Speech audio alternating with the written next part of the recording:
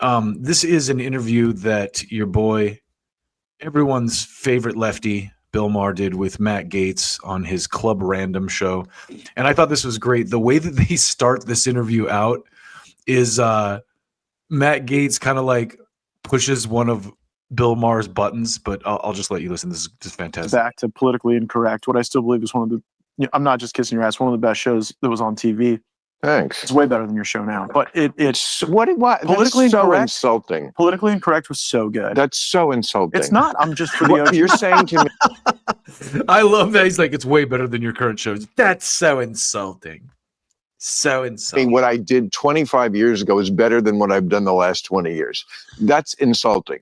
I'm not going to be mad at you for the rest of the interview. I just want to tell you, that's just a fucking stupid way to start a conversation. So you think you peaked 20 years ago, Bill? Let's be friends. No, it's not. That's what you just said. It's a better artistic presence. I love that. I love that way to start it off on the right foot. By the way, he does hold the grudge through the entire interview. Like I didn't clip all the spots where he makes reference to it, but he's like, yeah, it's kind of like I was better 25 years ago on Politically Incorrect. You know, he was really hurt by that comment.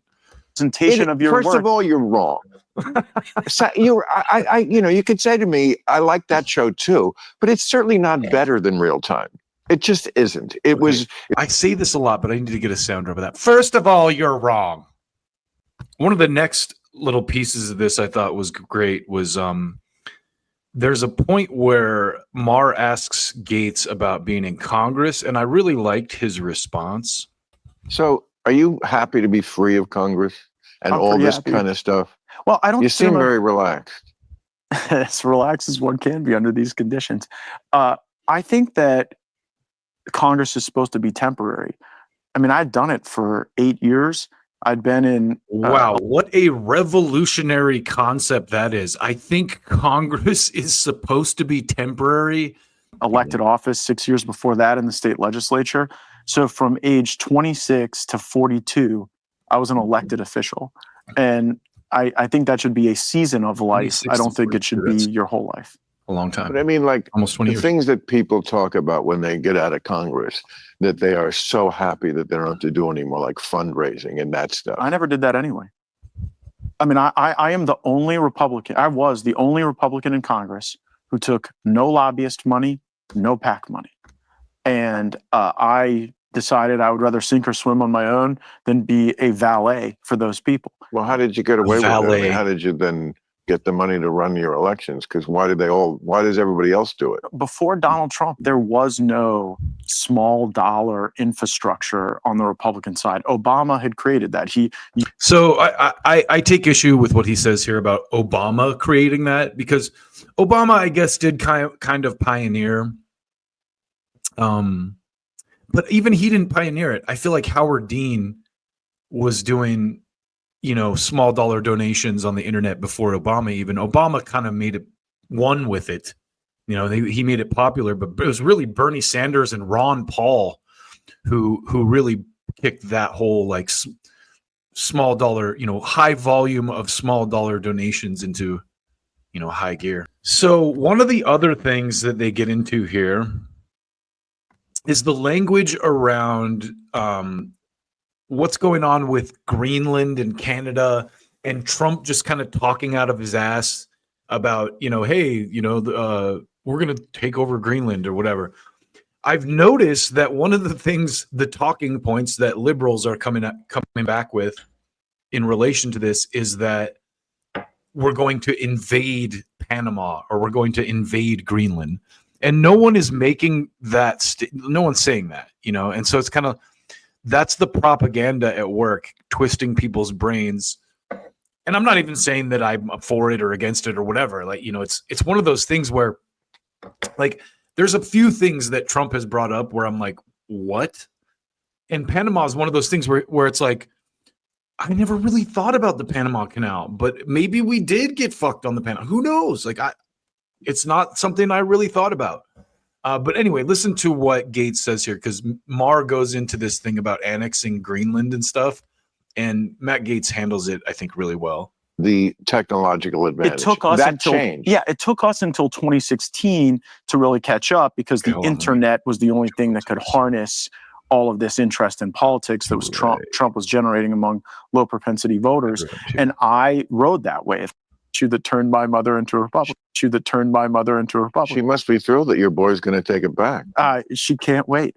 She's real pumped about the Mount McKinley change as well. What do you think about that? What do you think about us becoming an empire again and just annexing places? You know, I love this too. What do you think about us becoming an empire again? As if like the last 4 years didn't happen, where we, you know, funded a massive war with Russia and Ukraine and funded a blank in Gaza. I hesitate to use the word, but you know the word that I'm thinking of. But now we're an empire again because Trump said he wants to. Yeah, come on, Bill. You're better than that. Not see that coming. And when I say I did not see that coming, I'm going to spell it for you. IDIDNAZI. I did not see that coming because we really shouldn't be annexing. Should we? Annexing? I mean, doesn't Greenland have to actually sell it to us if they wanted to? Isn't it their choice? I care a lot more about whether or not we're going to annex features of the Panama Canal or Greenland than, you know, whether or not Russia annexes Crimea. Like, I think that you can. But are you for it? Huh? Annexing Greenland and parts of the Panama Canal? Sure, if it's a deal that makes sense. But we don't own them. Well, so yeah, you're saying it's a real estate transaction, Bill. It's not an invasion. So like he said, sure, if it's a deal that makes sense. And then he said, it's a real estate transaction, Bill. But Bill's still caught in this like talking point of like, we're going to invade Greenland. No, we're not. Invasion is not a real estate transaction. Well, no one say anything about an invasion. Well, how else do you take something? A real estate transaction. So they would have to agree to it. Yeah, we could buy it.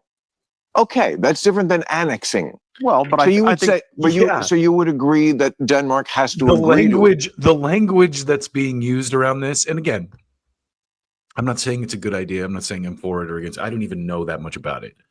I just know that Trump likes to talk blustery in the press, just like Elon likes to make blustery hand signals in front of cameras. Yeah! And because he talks about these things, it gets twisted in the press into, I mean, some of my relatives said, oh, I found out we're invading Panama and Canada. It's like, no one ever said anything about military action. Okay. You guys took that ball and ran with it into the, you know, into another stadium. We're not just going to take it. The people of Greenland, I think, would be the most dispositive voice. Okay, so we can go over the head of the government. What about, can we do that here? If some other foreign country came and asked the people of this country, do you want free blowjobs? We could just do that. It would be a compelling offer.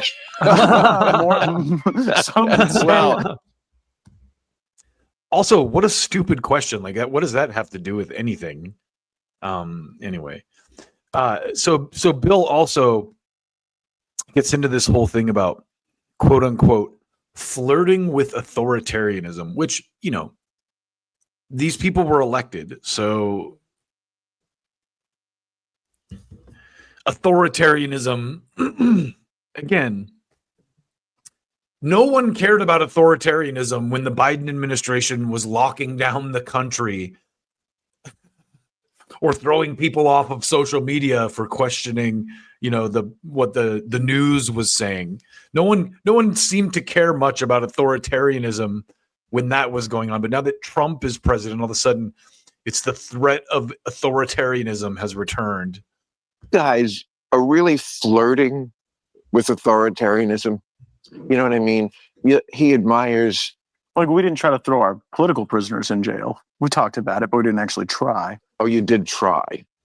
We never indicted Hillary. We never indicted our enemies. Yeah, because they blocked it. But they blocked it. No, the Justice Department. Well, there were actually some people there at the beginning who were a little more fair-minded. I mean, it's not going to be that way in the second term. Although that's the job you were up for. I was, and honestly, remember who Trump's AG was in the first term? Like, wasn't it Jeff Sessions, that little cracker racist guy? And the Democrats loved him for some reason. They're like, yeah, how dare Trump fire Jeff Sessions? Like that's how stupid the political world has gotten in the era of Trump, is that the Democrats are now like openly crying about people that are nowhere near left. Like Mitt Romney or Jeff Sessions or John Bolton. 2016, would you have indicted Hillary? Only if that's what the facts and the law commanded. I wouldn't have done it as some get back politically, because look, that doesn't end. And what I understand is, if you do that to them and they do that to us, then you don't ever get out of the cycle. And as someone who has held some power, it's a pretty frightening concept that when you get out, the people who take power then can utilize the apparatus of the state to deprive you of your freedom. But of course, you went right to whataboutism. You didn't really answer what I reject the premise that we flirt with authoritarianism. Come on, man. Seriously? See, the thing that's kind of interesting about liberals in 2025 is that they live in a completely fabricated fantasy world where, like, January 6th was 9/11 times 1,000, and anyone who questions the COVID narrative is an anti-vax authoritarian, or, they live in this deeply, fake constructed world. Their brains are still stuck in 2014. They still live pre-Bernie getting stomped by the Democrats. They still live in that era where being a Democrat actually meant something, and they actually were like a decent party. Even in the era of Obama, hindsight's 2020. It's like I felt something was wrong after the first 4 years of Obama, which is why I became kind of like a Ron Paul guy. But at least even then, you could still kind of make the argument the Democrats were a little bit better still. You couldn't do that since 2016 by any stretch. And not really that, into our allies. You don't think that's flirting with authoritarianism? And if you flirt with it, he also makes jokes about, maybe after this term, if it's so good, we should have another one, which would be, again, an abrogation of the basic tenet of the Constitution. See, that's the other thing that Trump does, that fucking these people, like, he made a joke about a third term, and it's like, oh my God, oh! That's flirting. That's flirting. To even make a joke about it is flirting with authoritarianism. My question, like in a marriage, can you just flirt and not cross the line? Of course. So this kind of mentality, this like dumb, overzealous liberal fucking douchebaggery, is, I guarantee you, why Elon Musk did the Nazi thing, because he knew that, like, the Bill Maher's, oh my God, did you see what he did? Forget the fact that in reality, the Democrats have killed more innocent people in the last 4 years than the Republicans have since the Iraq era. Forget about that. Just, he did a symbolic thing that upset people. Yeah! Because it's a third rail. It's one of those things that you're not allowed to talk about. The Holocaust, the World War II, the Nazis. You're not allowed. Elon Musk basically did a Kanye, if you noticed. Like, that's exactly what Kanye did. Do you think Kanye is a Nazi? I mean, how dumb would you have to be to think Kanye's actually a Nazi? Most don't, but okay. I'm telling you, most guys, if they flirt, what they're doing is they're seeing if the girl flirts back. If she doesn't, I was just flirting. If she does, yeah, I'll fuck her.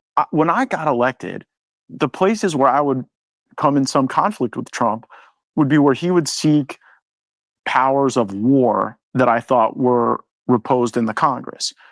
And now, and I had all these Democrats really eager to work with me. No war with Iran. We should stop Trump from having that power.